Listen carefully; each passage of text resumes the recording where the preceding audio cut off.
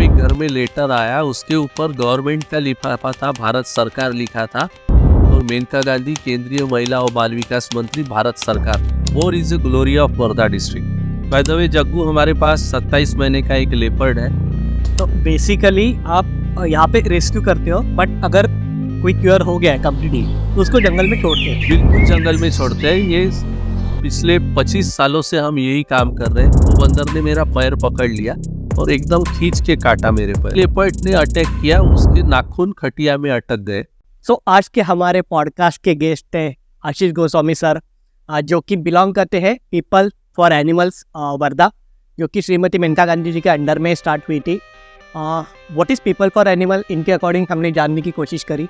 हमेशा animal for people होता है, लोगों के लिए एनिमल्स होते हैं, बट एनिमल्स के लिए हम कैसे रह सकते हैं, इसके बारे में डिटेल में बात हुई है। वाइल्ड एनिमल्स के बारे में, डोमेस्टिक एनिमल्स के बारे में, इनके पास लेपर्ड है, हर तरह के एनिमल्स हैं। तो हमेशा हमको एनिमल्स से खतरा नहीं होता है, बट एनिमल्स को हमसे खतरा हो सकता है, इसके बारे में बात हुई है। कैसे इमोशनली अटैच होते हैं एनिमल्स के बारे में बात हुई है। सो ये इस फील्ड में मेरा फर्स्ट पॉडकास्ट था। ज़रूर कंज्यूम करें, आपके फैमिली के साथ बैठ के ज़रूर कंज्यूम करें।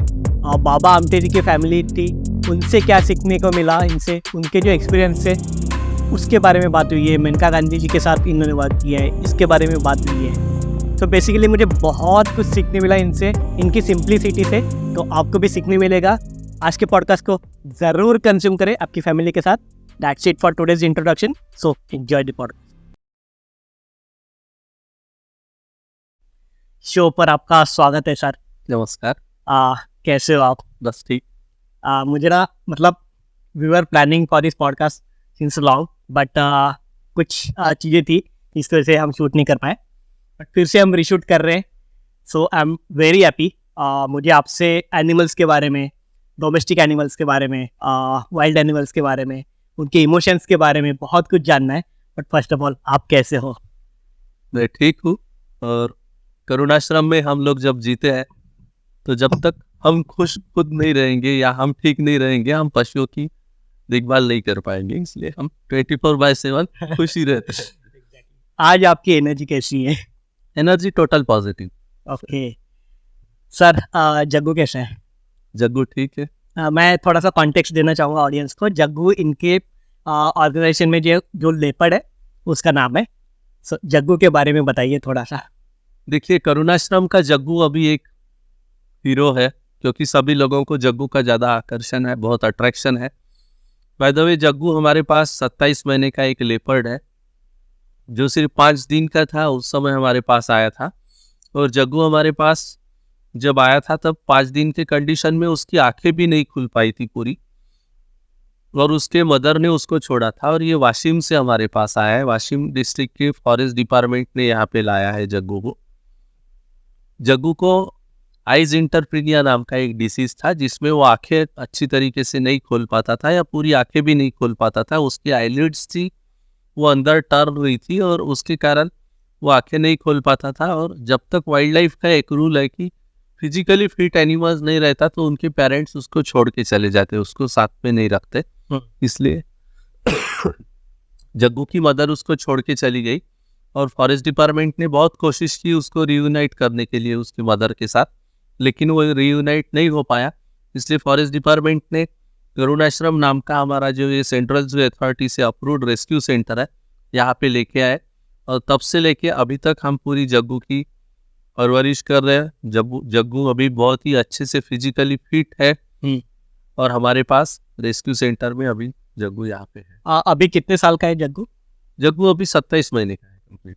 ओके सर, जो भी वाइल्ड एनिमल्स आते हैं, वाइल्ड एनिमल्स, डोमेस्टिक एनिमल्स, तो उनकी फिर ट्रीटमेंट भी यहाँ पे की जाती है? हाँ, तो जो सेंट्रल गवर्नमेंट्स के नॉर्म्स है, दोनों सेंट्रल गवर्नमेंट्स के नॉर्म्स को फॉलो करके ही यहाँ पे कंप्लीट केयर की जाती है। दोनों के पर्टिकुलर डिस्टेंस में डिवाइड किया हुआ है, डोमेस्टिक एनिमल्स का रेस्क्यू शेल्टर हाउस और वाइल्ड एनिमल्स का रेस्क्यू सेंटर। वाइल्ड एनिमल्स के रेस्क्यू सेंटर का बेसिकली ये रोल होता है, जो भी central zoo authority under section 38H में अप्रूव करती है, उसमें 3 कैटेगरी में होता है। एक तो TTC होता है, ट्रांजिट ट्रीटमेंट सेंटर, उसके बाद में रेस्क्यू सेंटर होता है, उसके बाद का जो रोल आता है वो जू का रोल आता है। ओके। तो जैसे भी कोई वाइल्ड एनिमल्स गवर्नमेंट को मिलता है या फॉरेस्ट डिपार्टमेंट को मिलता है, उसको सबसे पहले टीटीसी में लेके जाया जाता है। टीटीसी में यदि वो ट्रीटमेंट करके तुरंत जंगल में छोड़ना है, तुरंत फिट फॉर रिलीज होता है, तो टीटीसी से ही वो जंगल में वापस जाता है। उसके बाद का रोल आता है रेस्क्यू सेंटर का। यदि टीटीसी में ट्रीटमेंट प्रॉपर नहीं है या टीटीसी में रिकवर नहीं हो रहा है, तो उसको रेस्क्यू सेंटर में लाया जाता है। रेस्क्यू सेंटर में यदि वो रिकवर हो जाता है, तो रेस्क्यू सेंटर में रिकवर होने के बाद में उसको जंगल में छोड़ा जाता है। तो करुणाश्रम का जो बेसिकली रोल है वो रेस्क्यू सेंटर का है। तो यहाँ पे फॉरेस्ट डिपार्टमेंट जितने एनिमल्स लेके आते हैं, वो हम यहाँ पे जितना जल्दी वो क्योर हो सके उतनी पूरी कोशिश यहाँ पे करती है, क्योंकि हमारी कंप्लीट टीम यहाँ पे वेटरनरी डॉक्टर्स है, यहाँ पे बाकी केयर के हिसाब से लोग हैं, तो हम कंप्लीट यहाँ पे केयर करके उनको जंगल में छोड़ने का काम करते हैं। सपोज कोई एनिमल जंगल में जाने के लायक नहीं है, उसका रिपोर्टिंग कंसर्निंग हायर अथॉरिटीज को, फॉरेस्ट डिपार्टमेंट को करना पड़ता है, और वो परमिशन देके उनके परमिशन से वो एनिमल्स को जू में शिफ्ट किया जाता है। प्रोटोकॉल है। तो बेसिकली आप यहाँ पे रेस्क्यू करते हो, बट अगर कोई क्योर हो गया है कम्प्लीटली तो उसको जंगल में छोड़ते हैं। बिल्कुल जंगल में छोड़ते हैं। ये पिछले 25 सालों से हम यही काम कर रहे हैं। आज तक करुणाश्रम ने बहुत सारे वाइल्ड एनिमल्स को जंगल में छोड़ा है, जिसमें कई सारे पाइथन्स है, पेंगोलिन है, पोर्क्यूपाइंस है, देन वल्चर्स हमने काफी सारे रिलीज किए हैं, लेपर्ड रिलीज किए हैं, कई सारे बर्ड्स किए हैं, स्नेक्स बहुत ज्यादा रिलीज किए हैं। ये करुणाश्रम का एक अहम रोल है जो पिछले 25 साल से हम कर रहे हैं, और सेंट्रल जू अथॉरिटी का कंटिन्यूस और लोकल फॉरेस्ट डिपार्टमेंट का कंटिन्यूस इसके ऊपर मॉनिटरिंग रहता है। ओके सर, आपने मुझे एक बात बताई थी, डर और ओवर कॉन्फिडेंस, वो थोड़ा सा एक्सप्लेन कीजिए कि डर और ओवर कॉन्फिडेंस में क्या डिफरेंस होता है। देखिए, लाइफ का बहुत इंपॉर्टेंट पार्ट है डर और ओवर कॉन्फिडेंस, और जो कि हम वाइल्ड लाइफ के साथ काम करते समय हमको ये दोनों चीजें बैलेंस रखना पड़ता है। क्योंकि इसमें दोनों चीजों का बैलेंस बिगड़ गया तो हमारी भी लाइफ खतरे में और वाइल्ड लाइफ की भी लाइफ खतरे में, ना कि सिर्फ वाइल्ड लाइफ की, कोई भी एनिमल्स की लाइफ खतरे में है। डर के भी हमको काम नहीं करना चाहिए। हम जब डरेंगे तो हम किसी एनिमल्स को रेस्क्यू नहीं कर पाएंगे, क्योंकि उसके बारे में डर हमारे मन में रहेगा। फैक्ट है। और कॉन्फिडेंस रहा तो हम बहुत उसको निग्लेक्ट करके, अरे ये क्या बिगाड़ लेंगे, ये तो मैं कैसे भी कर सकता हूँ। लेकिन आप समझ सकते हैं कि छोटा सा सांप, छोटा सा 1 फीट का क्रेट भी, आप जिसको कॉमन क्रेट कहते हैं या कोबरा कहते हैं, रसेल वाइपर कहते हैं, कोई भी आप और कॉन्फिडेंस के साथ खिलौने जैसा यदि उसको बिहेव कर रहे हैं उसके साथ, या खिलौने जैसा हैंडल कर रहे हैं, तो 100% आपको बाइट होगा। बाइट होने के साथ आपकी लाइफ भी खत्म हो सकती है, या फिर आप उसके साथ मिसबिहेव करके उसकी भी लाइफ खत्म कर सकते हैं। आपको उसको रिस्पेक्ट देना है, रिस्पेक्टफुली उसको पकड़ना है, हैंडल करना है, ट्रीटमेंट करना है, जो भी उसको जरूरत है वो आपको प्रॉपर तरीके से करना है। अच्छा, तो वैसे फिर एनिमल्स कोऑपरेट करते हैं? 100% एनिमल कोऑपरेट करते हैं। अच्छा सर, आप जब भी रेस्क्यू करने जाते हो, वाइल्ड एनिमल्स हो, डोमेस्टिक एनिमल्स हो, उसमें किस लेवल के फिर चैलेंजेस आते हैं? देखिए, जितने बार लाइफ में हम कोई भी एनिमल्स को रेस्क्यू करेंगे उतने बार अलग अलग चैलेंजेस आते हैं।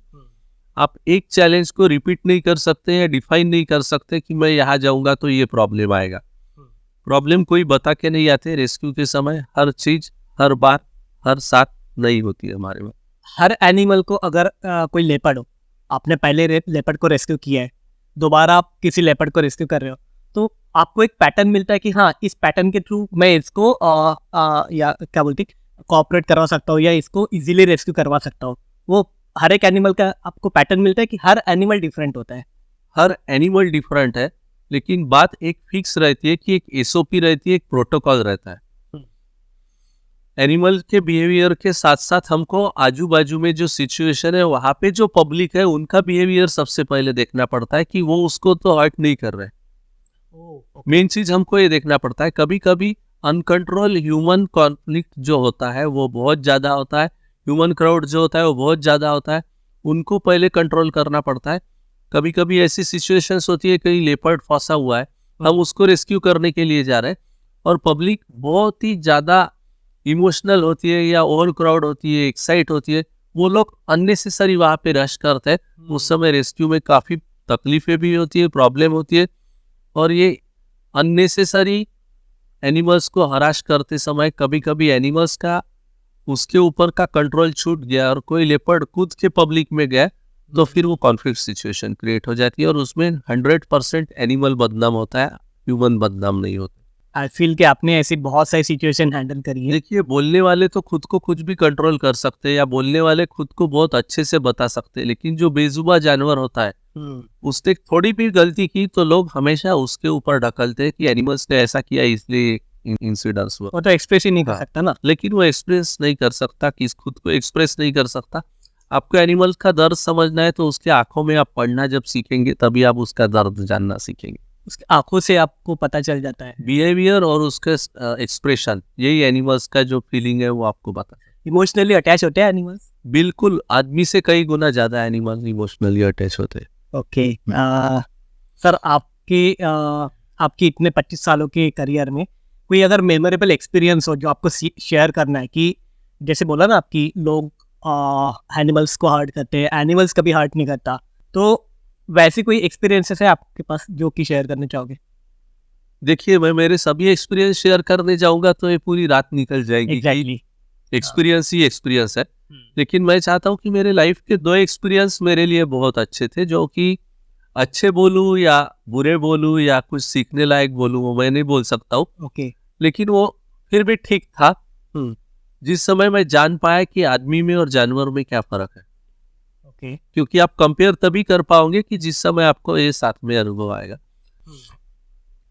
एक समय की ऐसी बात है कि हमारे कॉलोनी में एक बंदर को बहुत सारे डॉग्स का बाइट हुआ था और काफी खून बह रहा था। मुझे कुछ स्कूल के बच्चे बुलाते आए, भाऊ भाऊ चला चला कुतरे चावला है, बंदराल कुतरा चावला है, चला चला। मैं उनके साथ में, मेरे पास एक लूना थी, मैं लूना से लेके वहां पे पहुंचा तो देखा कि वो बहुत बड़ा काले मुंह वाला बंदर बैठा है, आजू बाजू में कुत्ते हैं और वो ब्लडिंग काफी हो रहा है। मैं वो बंदर के पास गया, देख रहा था उसको। जब मैं उसको देख ही रहा तो दूर से एक आदमी ने मजाक, सिर्फ और सिर्फ मजाक किस टाइप की होनी चाहिए लोगों को नहीं समझता, मैं ये चाहता हूँ। उसने एक पत्थर उठाया, फिर से वो बंदर को मारा फेंक के। मैं बंदर के बिल्कुल पास में खड़ा हूँ और वो आदमी ने बंदर को पत्थर फेंका। जैसे ही बंदर को वो पत्थर लगा, वो बंदर ने मेरा पैर पकड़ लिया और एकदम खींच के काटा मेरे पैर को। मेरा खून बह रहा था, लेकिन मैंने वो सिर्फ आदमी को बोला, दादा पुनः दगड़ नको मारू, बंदर पुनः जास्त चावेन। उसको सिर्फ इतना बताया, बाकी बंदर को मैंने कुछ नहीं किया, क्योंकि वो बंदर की गलती नहीं थी, वो गलती आदमी की थी। दोनों चीजों में बहुत फर्क है। मैंने उसी समय सिर्फ और सिर्फ वो बंदर को काटने दिया, देखा और मैं वैसे ही रिलैक्स रहा। बंदर ने 2 बार काटा, बाद में बाजू होके बंदर मुझे देख रहा, मैं बंदर को देख रहा। उस समय मेरे पास में बहुत ज्यादा चीजें जो नहीं थी, मैं घर से कुछ बेसिक फर्स्ट एड लेके गया था और मैंने बेसिक फर्स्ट एड वो बंदर को किए। उस समय आपने बंदर को किया? मैंने बेसिक फर्स्ट एड किया और उसके बाद में मैंने उसको हॉस्पिटल में लेके जाने की बहुत ज़्यादा ज़रूरत थी। तो मैंने एक रिक्शे वाले को पूछा कि इसको हॉस्पिटल में लेके जाना है, आप चलोगे क्या? तो वो रिक्शे वाला सीधा बोला, साइकिल रिक्शे वाला, पहले तू तेरा खून देख, बोले तेरे को इतना काटा है, मुझे भी इतना काटेंगे तो मेरी फैमिली तू थोड़ी संभालने वाला है। तेरे को लेके जाना होगा तो मैं तेरे को रिक्शा देता, तू उसको लेके जा। सीधा बोला। मैं लोगों को पूछ रहा था लेकिन कोई हेल्प करने के लिए तैयार नहीं था। पता नहीं ये कंप्लीट सिचुएशन उस समय वो बंदर को कैसे समझ में आई, मुझे पता नहीं। लेकिन मुझे वो बंदर ने बहुत कोऑपरेट किया। मैं वो बंदर को उठा के रिक्शे में बैठा और जिस समय मैं खुद रिक्शा चला रहा था, मेरा घर गोपुरी स्क्वायर में था और वहां से वेटरनरी हॉस्पिटल कम से कम 2.5 से 3 किलोमीटर था। मैं जिस समय खुद रिक्शा चला रहा था, मुझे उतना रिक्शा चलाना भी नहीं जम रहा था। मैं कुछ समय हाथ से ढकलता था, कुछ समय चलाता था। वो बंदर लिटरली ऐसा पकड़ के शांत बैठा था और वो बंदर को जब हॉस्पिटल में लेके गया, उसकी ट्रीटमेंट किया।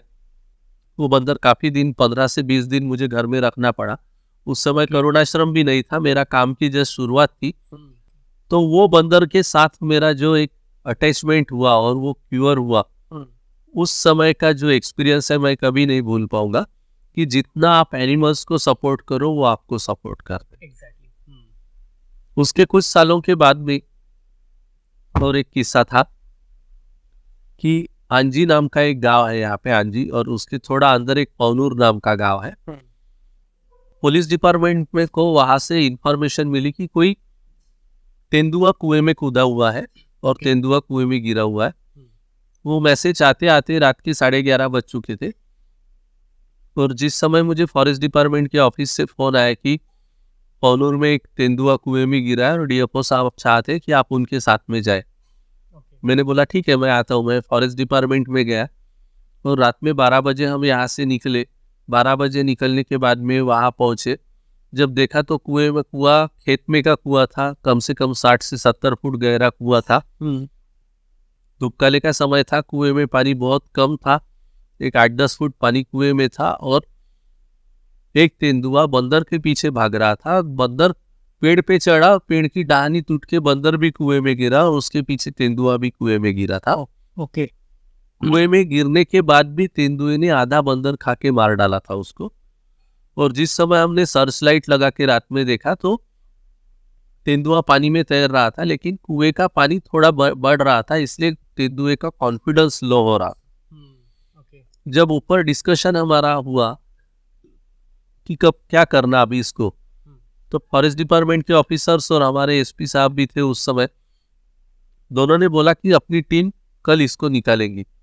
मैंने बोला सर इसको तो अभी तो रात में अपन ने रेस्क्यू नहीं किया तो ये शायद मर जाएगा, अपने को इसको निकालना पड़ेगा रात में। रात को 12 बजे उस समय ये सभी डिस्कशन होते होते 1 बज गया था। मेरा जो एक्सपीरियंस रहा शहर और गांव का, देहात का, कंपेरेटिवली गांव के लोग काफी उत्साही रहते और बहुत ज्यादा सपोर्टिंग रहते, देहाती लोग जो रहते हैं।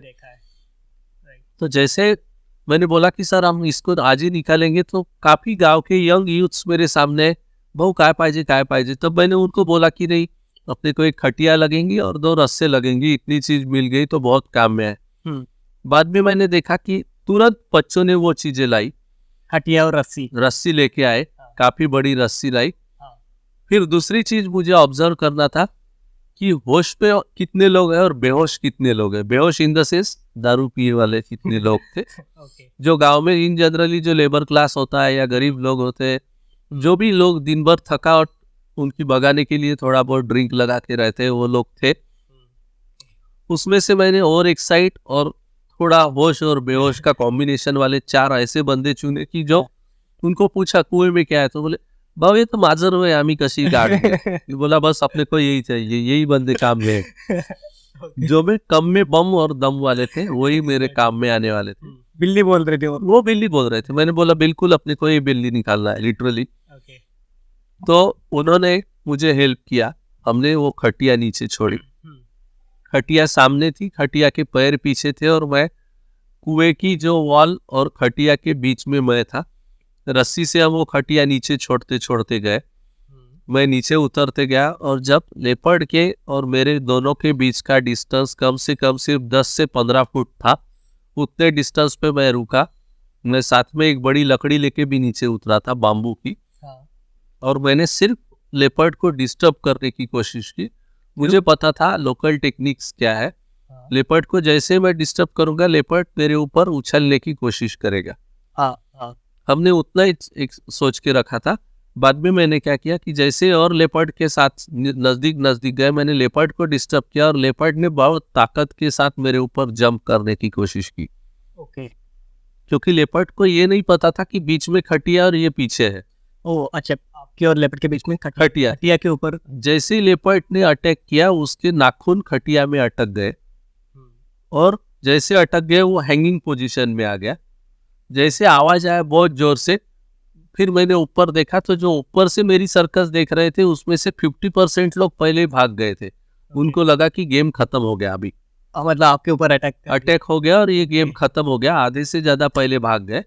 उस समय एक लाइफ का एक्सपीरियंस आता है कि चिल्लाने वाले और हंगामा खड़े करने वाले बहुत ज्यादा लोग होते हैं, साथ देने वाले बहुत कम होते। राइट। लाइफ में फर्स्ट एक्सपीरियंस हुआ है। और जिस समय वो लेपर्ड तेंदुआ अटक गया, मैंने डीएफओ साहब को जोर से चिल्ला के बताया, सर आधा काम हुआ है, अभी सिर्फ मुझे और तेंदुए को साथ में खींचना है। फिर रस्सी वाले पैरेलली दोनों को ऊपर निकाल रहे थे। वो खटिया के ऊपर से गिरता नहीं, उसके नाखून जो होते हैं, कोई भी लेपर्ड जो है कैट फैमिली में होता है और कैट फैमिली के आपने नाखून देखे होंगे, जब भी उनके ऊपर स्ट्रेस आता है या उसके ऊपर ज्यादा प्रेशर आता है वो नाखून लॉक हो जाते हैं।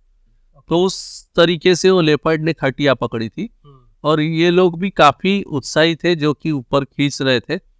जैसे ही ऊपर आने के लिए 7 से 8 फीट का डिस्टेंस था, मैं कुएं में ही था, लेकिन तेंदुए ने बहुत ताकत के साथ एक जंप लगाई और पूरा कूद के तेंदुआ बाहर भागा कुएं के बाहर। काफी सारे लोग देखते रह गए। रात में within a second, within a minutes तेंदुआ फिर से जंगल में गया और जो लोग होश में थे वो चिल्ला के तो भाग गए थे, लेकिन जो होश गमा के बैठे थे, जो मुझे सपोर्ट कर रहे थे, उन्होंने बहुत ही ईमानदारी के साथ मुझे भी बाहर निकाला। और गांव के लोगों का इतना बहुत अच्छा एक्सपीरियंस रहा। मैं तभी से लेके अब तक पवनूर के जो ग्रामवासी हैं उनके बहुत आभार मनोगत व्यक्त करता हूँ, क्योंकि उस समय 2006 में ग्राम पंचायत पवनूर के पूरे स्कूल के बच्चों ने बहुत अच्छे से बैंड बजा के बैंड से मेरा शाम को स्वागत किया। वाह। और ग्राम पंचायत पवनूर ने ग्रामवासियों की तरफ से मेरा बहुत अच्छे से सत्कार किया था। वो एक चीज मुझे बहुत अच्छी लगी। उस समय दुनिया की काफी चीजें एक समय में एक साथ सीखने के लिए। Exactly, you deserve it. और मैं ये चाहता हूँ हमेशा, और ये मेरा मानना है कि आप खुद के लिए तो बहुत जी लेते हैं, लेकिन जिस समय आप दूसरे के लिए जीना सीखते हो और खास करके जो बेजुबानों के लिए आप जीना सीखते हो, तो ब्लेसिंग्स अपने आप आपके साथ में चलती है। ऊपर वाला भी देखता है कि ये बंदा किसके लिए काम कर रहा है, तो आप सिर्फ करते चलिए। सपोर्ट करने का काम ऊपर वाले का है, वो हमेशा होते हैं। अमेजिंग सर, मतलब सुन के काफ़ी अच्छा लगा।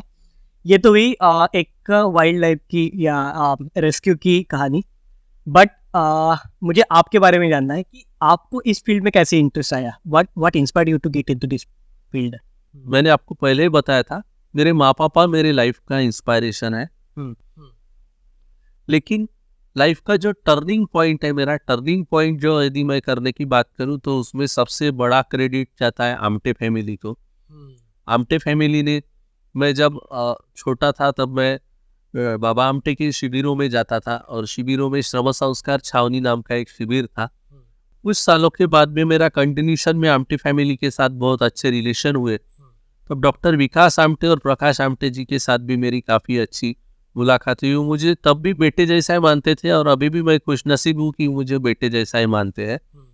तो उस समय उन्होंने मुझे श्रीमती मेनका गांधी जी का नाम सजेस्ट किया। देखिए कि आदमी की लाइफ चेंज होने के लिए छोटी सी चीज भी आदमी की लाइफ चेंज कर देती है। एग्जैक्टली। जिस समय उन्होंने मुझे मेनका गांधी का एड्रेस दिया, मैं कैंप खत्म होने के बाद में मेरे घर आया। मैं उस समय 11वीं में था। मैंने एक अंतर्देशीय लेटर आता था, उस पर मेनका गांधी को लेटर लिखा। मैं हिंदी भी उस समय बहुत अच्छी नहीं थी, अभी भी उतनी अच्छी नहीं, फिर भी कोशिश करता हूँ मैं। उस समय मैंने मैडम को लिखा, मैं वर्धा का रहीवासी हूँ, मेरे को जानवर अच्छे लगते हैं, मैं ट्रीटमेंट करता हूँ, मेरे घर में इतने भाई बहन हैं, हम इतना कुत्तों का काम करते हैं, मेरे को मज़ा आता है, और आगे क्या करूँ, आप मार्गदर्शन करो। ये मैंने घर में किसी को बताया भी नहीं और ये लेटर पोस्ट कर दिया। एक 8 से 15 दिन के बाद में जब एक घर में लेटर आया, उसके ऊपर गवर्नमेंट का लिफाफा था, भारत सरकार लिखा था, और मेनका गांधी केंद्रीय महिला और बाल विकास मंत्री, भारत सरकार। मैं जब कॉलेज से आया तब मेरी मम्मी बहुत चिल्लाई मुझे, अरे तू काही केलं तर नाही, मेनका गांधीचं एक पत्र दिसते, काही गुन्हा तर नाही केला, काही आफत तर नाही आणशील घरात?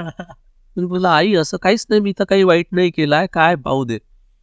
उस समय जब मैंने एनवलप खोल के देखा, मेनका गांधी का वो लेटर था। मेनका गांधी ने बहुत ही अच्छे से लिखा था कि भारत में पशुओं के लिए सहानुभूतिपूर्वक काम करना बहुत बड़ी बात है और आप ये काम करते हैं, मेरी सद्भावना आपके साथ है। ओके। वो लेटर मैंने जब पढ़ा, मैंने मेरे घर वालों को दिखाया, वो समय मेरे लिए लाइफ का और एक नया टर्निंग पॉइंट था। मैं दिन भर वो लेटर घूम के मेरे सभी दोस्तों को, जितने पहचान वाले होंगे उनको सबको दिखाया कि ये चीज़ होती है, जब आप काम करते हैं तो आपको एप्रिसिएशन भी मिलता है। और लेकिन एप्रिसिएशन की कोशिश करके आप काम नहीं करो। राइट। तब से लेके अभी तक मैं काम कर रहा हूँ, और हमारी जो संस्था की चेयरमैन है श्रीमती मेनका गांधी जी, उनका मुझे बहुत ज़्यादा सपोर्ट है। तब से लेके अभी तक ये काम चालू है। ओके, तो सर आपने मेनका गांधी जी के साथ काम किए, उनके साथ काम करने का एक्सपीरियंस कैसा था आपका? देखिए कि मेरी लाइफ की शुरुआत आमटे फैमिलीज के साथ हुई। उसके बाद में doctor S N Subba Rao, जो ज्येष्ठ गांधीवादी है, वो हमारी चेयरपर्सन श्रीमती मेनका गांधी, ये लोगों के साथ काम किया, ये मैं नहीं बोल सकता हूँ। मैं ऐसा बोल सकता हूँ कि मैं खुश नसीब हूँ कि उनके छत्र छाया के साथ मुझे कुछ सीखने के लिए मिला। ओके। क्योंकि इन लोगों के साथ काम करने लायक मैं उतना बड़ा जरूर नहीं था, नहीं हूँ और ना तो रहूंगा। इनका आशीर्वाद और इनके साथ काम करने का जो सहवास मिलता है वो बहुत ही बड़ा है। सुब्बाराव जी के साथ मैंने पूरे ऑल ओवर इंडिया के सभी स्टेट्स में घूम के यूथ के लिए जो नेशनल इंटीग्रेशन का काम है वो बहुत अच्छे से राष्ट्रीय युवा योजना के साथ किया है। आमटे फैमिली के साथ बाबा के मार्गदर्शन में श्रम संस्कार छावनी जो सोमनाथ में कैंप होता है उसमें मैंने बहुत सारी चीज़ें सीखी है। और अभी पशुओं के लिए जो काम करता हूँ, एनिमल राइट्स के लिए जो काम करता हूँ, एनिमल वेलफेयर के लिए जो काम करता हूँ, ऑनरेबल श्रीमती मेनका गांधी जी के मार्गदर्शन में काम करता हूँ। और जिस समय भी कोई भी दिक्कत हो, आधी रात में भी, 365 दिन में भी, किसी भी समय यदि मुझे फोन लगा के मैडम की मदद की जरूरत हो, तो ऐसा कभी मन में डर नहीं रहता है कि मैडम डांटेंगी। आदत तो मैडम को डांटने की है ही, जरूर वो डांटती है, बिना डांटे बता तो वो कभी बात ही नहीं करती। लेकिन वो जो एक डांट होती है वो काफी दुनियादारी सिखाने वाली डांट होती है। इसलिए हमेशा मार्गदर्शन जो मैडम से मिलता है वो डांट के ही मिलता है। लेकिन अभी आदत हो गई, वो डांट यानी हमारे लिए बहुत बड़ा ब्लेसिंग्स होता है। ओके। सर आपने यहाँ पे बोर अभयारण्य करके, तो वहाँ पे भी आपने मतलब आप आते हो, बौद्ध पूर्णिमा के दिन आप आते हो, एनिमल काउंटिंग के लिए आप आते हो, तो बोर अभयारण्य के बारे में बताइए थोड़ा सा। देखिए, बोर के बारे में आपने क्वेश्चन पूछा। Bore is a glory of Wardha district. और बोर का एक अपने आप, बोर एक नटखट जो टाइगर रिजर्व है अभी अपने यहाँ पे, बहुत ही अच्छा है। और बायोडाइवर्सिटी के बारे में यदि देखेंगे तो उसका एरिया अभी तो हमारे लोकल एमएलए साहब है, उन्होंने काफ़ी कोशिशें करके उसका एरिया भी बढ़ाया है। और mostly forest department Wardha district का बहुत डेडिकेटेडली काम करता है। कंजर्वेशन पार्ट बहुत ही बढ़िया है और पोचिंग टोटली जीरो है। वर्धा डिस्ट्रिक्ट में बायोडाइवर्सिटी बहुत अच्छा है। तो ये चीज़ें बहुत सारी मैं चाहता हूँ कि बोर के लिए काफ़ी पॉजिटिव है, जो कि वाइल्ड लाइफ कंजर्वेशन के लिए होना चाहिए। सर आपके अकॉर्डिंग पीपल फॉर एनिमल्स क्या है? देखिए, हमेशा आपने जाना होगा तो एनिमल फॉर पीपल्स रहता है। हाँ। एनिमल फॉर पीपल हमेशा रहता है, लेकिन पीपल फॉर एनिमल्स ये हमने जो नाम रखा है, ये मैंने रखा हुआ नाम नहीं, हमारी ऑनरेबल चेयरमैन मेनका गांधी जी ने रखा है। तो जो आदमी पशुओं के लिए काम करते हैं या पशुओं के जीवन उत्थान के लिए समर्पित है, वो आदमी यानी पीपल फॉर एनिमल्स। देखिए, पीपल फॉर एनिमल्स ये जो ऑर्गेनाइजेशन है, ये तो नेशनल लेवल की ऑर्गेनाइजेशन है, जिसके 290 से ज़्यादा यूनिट्स ऑल ओवर इंडिया में है, जो कि श्रीमती मेनका गांधी जी के मार्गदर्शन में काम करते हैं। लेकिन वर्धा का जो यूनिट काम करता है, हमने हमारे पशु अनाथ आश्रम का नाम और रेस्क्यू सेंटर का नाम करुणाश्रम रखा है। करुणाश्रम, करुणा यानी दया, और दया का आश्रम यानी करुणाश्रम। तो काफ़ी मीनिंग के साथ ये नाम रखा गया है। और ये नाम रखने के लिए बहुत दुनिया के मशहूर, आपने नाम सुना होगा, डॉक्टर रवि कोल्ले और स्मिता कोल्ले जो पद्मश्री पुरस्कार प्राप्त है दोनों, ये उन्होंने सुझाया हुआ नाम है, जो कि हमारे पारिवारिक सदस्य है। और करुणाश्रम में ये दया का आश्रम है, जहाँ पे पीड़ित, दुखी, जिनको सहायता की, ट्रीटमेंट की जरूरत है, ऐसे अबोल जीव आते हैं, जो जीवों को मदद करना हमारा काम है। और यदि वो जीव दुरुस्त हो जाते हैं तो उनको फिर से रिलीज करने का काम हम करते हैं। एंड सर ये चलते कैसा है? कि दुनिया में भूत दया वाले भी काफी लोग हैं। हाँ। भूत दया यानी पशुओं के लिए जिनके मन में सद्भावना है, प्यार है, सहयोग है, प्रेम की भावना है। करुणाश्रम के बारे में ऐसा लोगों को बहुत लगता है कि गवर्नमेंट सपोर्ट के साथ हम चलते होंगे, लेकिन गवर्नमेंट की सिर्फ और सिर्फ मान्यता है, जबकि एक भी रुपया सेंट्रल गवर्नमेंट से ना तो स्टेट गवर्नमेंट से हमको ग्रांट है। सुनने वालों को मेरी यही रिक्वेस्ट होगी कि करुणाश्रम के लिए आपका दया का हाथ जब भी बढ़ेगा, हमारे लिए नहीं तो पशुओं के सहयोग के लिए सबसे बड़ा आपका सहयोग होगा। करुणाश्रम के लिए आपके दिल में थोड़ी भी जगह यदि बनती है और आपकी इच्छा होती है कि करुणाश्रम के बेजुबान जानवरों के लिए आप मदद करें, तो करुणाश्रम के यूट्यूब पे भी आप करुणाश्रम डालेंगे तो आप करुणाश्रम यूट्यूब पे भी देख सकते हैं, करुणाश्रम आप इंस्टाग्राम पे भी देख सकते हैं, करुणाश्रम आप फेसबुक पे भी देख सकते हैं। और इतना देखने के बाद में यदि दिल में कहीं उम्मीद आपकी जागती है तो 9422141262 ये हमारा गूगल पे नंबर भी है, या आप इस पे मुझे फ़ोन करके यदि पूछते हैं तो हम आपके साथ बैंक डिटेल्स भी शेयर कर सकते हैं। आपको जो भी मदद देना है आप मदद कर सकते हैं। हम आपके लिए तो आप हमारे लिए दाता हैं, हम आपको तो बड़ी चीज़ नहीं दे सकते, लेकिन इनकम टैक्स में यदि आपको इसका बेनिफिट लेना है तो करुणाश्रम ATG हमारे पास होने के कारण, या CSR सर्टिफिकेट हमारे पास होने के कारण, FCRA हमारे पास होने के कारण आपके सभी मददों की गवर्नमेंट ये दखल लेती है और आपको इनकम टैक्स में 50% का छूट भी मिलता है यदि आप करुणाश्रम के बेजुबान पशुओं के लिए मदद करते हैं। Amazing sir. Sir animal cruelty act क्या है?